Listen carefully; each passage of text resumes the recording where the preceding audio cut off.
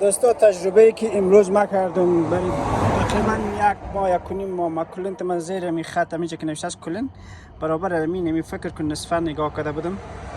امروز یک دفعه گفتم بیا میره جاتر کنم گمش که حال زمستان میشه دیگه میشه چی آوازی باتن یک مبادا دیگه کال رو دیگه چند کوارش رو میشه گفتم می چیز نشه ایرا آوردم بالا یعنی می چیزی که نوشته است کلن بالای سر از آوردم یعنی می خط کلن که نوشته است کلن فایل بالای از آوردم این خط چیز رو نمیگم خط خود تانکی را یعنی خود تکس میگم نوشته را بالای خط از آوردم آمدم درجه 100 درجه فرانهایت به حرکت کردم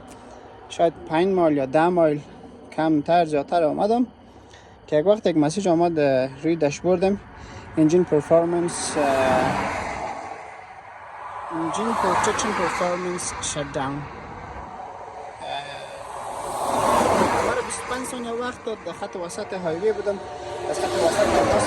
آمدم در شولدر استارت کردم دیگه تا استارت کردم 5 ثانیه وقت مانده بود تا بریکا رو کش کردم انجین خاموش شد آمدم که وانت رو باز کردم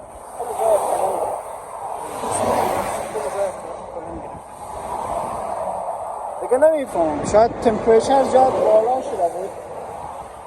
بار موقع نیست 37,000 پوند است دیگه قدر که بودیم مسئول شده باشیم سر انجین فشار آورده باشیم ما آوردیم ولی این قسمت کرک کرده بود این قسمت کرک شده کلنتا کلش از این سپریده سپریده اگر متوجه باشیم کلش از این سپریده اوش بیاز کلن نداره کلش از این سپریده باز ما به این چیز کردم گفتم شاید نمی باعث شده که ما رو زیاد کول کردیم درجه حرارت 100 درجه فرانهایت بوده زیاد گرم شده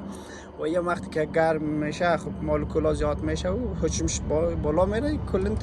فشار آورده سر چی خوشبختانه که دیگه جای خراب نشده فقط این قسمت کرک شده و همون باعث شده که نمی کلنت های ما بره حالا منتظر